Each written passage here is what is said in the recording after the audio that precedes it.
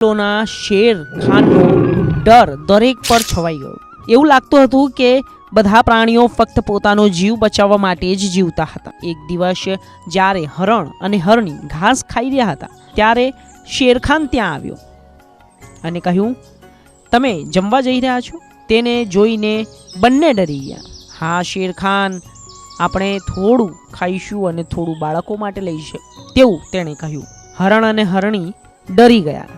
આ સાંભળીને હરણ અને હરણી ડરતાની સાથે ભાગવા લાગ્યા. શેરખાને તેમનો પીછો કરવા લાગ્યા. દોડતી વખતે બંને એક ખડક પાછળ સંતાઈ ગયા. હરણે હરણીને કહ્યું, અમારું બચવું ખૂબ જ મુશ્કેલ લાગી રહ્યું છે.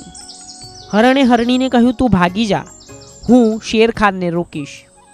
અને હરણીએ કહ્યું હરણને કે હું તને છોડીને નહીં જાઉં, મેં તમારી સાથે જીવવાના શપથ લીધા છે. શેરખાને કહ્યું, મેં મારા